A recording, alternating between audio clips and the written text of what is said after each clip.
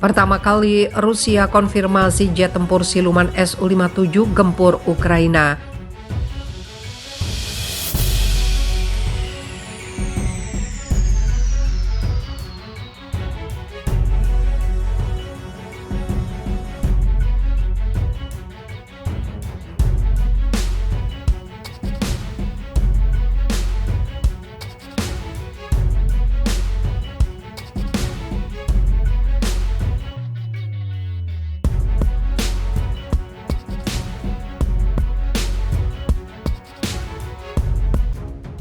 Pertama kali Rusia konfirmasi jet tempur siluman Su-57 gempur Ukraina. Untuk pertama kalinya mengkonfirmasi bahwa jet tempur siluman generasi kelima Su-57 telah digunakan dalam misi tempur di Ukraina. Konfirmasi itu datang dari Wakil Perdana Menteri Rusia Yuri Borisov. Jet-jet itu telah berulang kali ditugaskan dengan misi baik secara individu maupun sebagai bagian dari regu, kata Borisov kepada wartawan di sela-sela Forum Ekonomi Internasional Santa Petersburg pada Sabtu lalu yang dilansir Russia Today. Dia menambahkan bahwa senjata pesawat canggih itu sangat efektif. Su-57 pertama kali bergabung dengan Angkatan Udara Rusia pada tahun 2020 dan menerbangkan misi pengeboman di Suriah.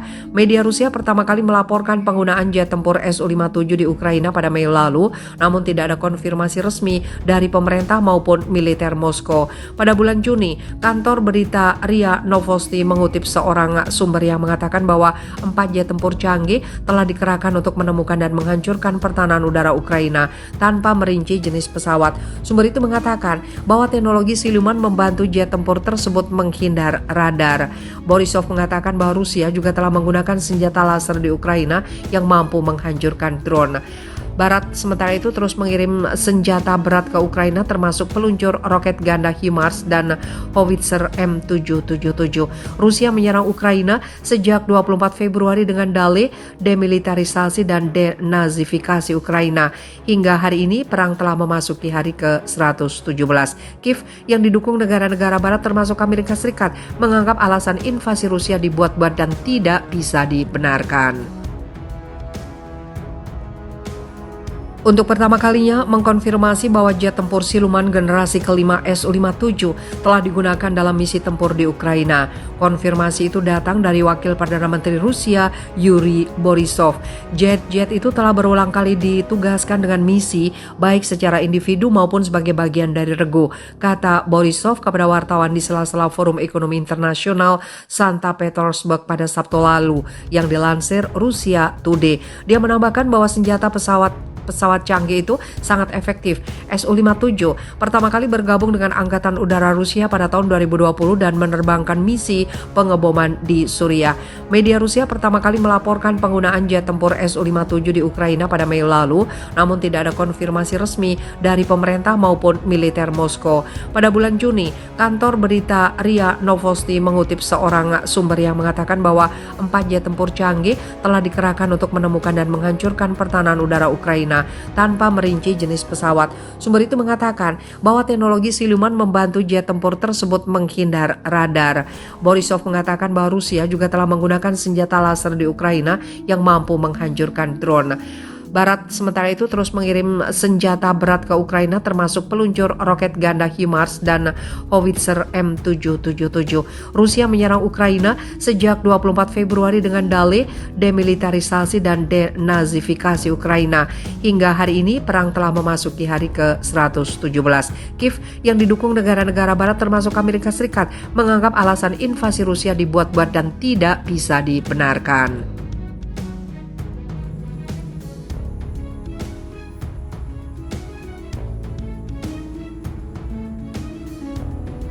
Rudal jelajah Rusia hancurkan depot Ukraina berisi senjata barat. Pasukan Rusia menembakkan rudal jelajah untuk menghancurkan depot besar yang berisi senjata pemberian dari Amerika Serikat dan Eropa di wilayah Ternopil, Ukraina Barat, Interfak melaporkan pada hari Minggu. Gubernur wilayah Ternopil mengatakan serangan roket ke kota Kharkiv yang ditembakkan dari Laut Hitam telah menghancurkan sebagian fasilitas militer, melukai 22 orang. Seorang pejabat setempat mengatakan tidak ada senjata yang disimpan di sana.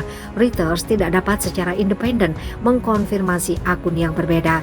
Laporan Interfax menyatakan pasukan Rusia telah menggunakan rudal jelajah kaliber untuk menyerang depot besar. Dikatakan juga pasukan Rusia telah menembak jatuh 3 jet tempur Su-25 Ukraina di dekat Donetsk dan Kharkiv di Ukraina Timur. Pertahanan udara Rusia menembak jatuh sebuah pesawat MiG-29 dan Su-25 Angkatan Udara Ukraina di dekat pemukiman Negiryovka di wilayah Nikolaev dan dekat pemukiman Alexandrovka di wilayah Kharkov dalam 24 jam terakhir. Jelas juru bicara Kementerian Pertahanan Rusia, Letnan Jenderal Igor Konazenkov.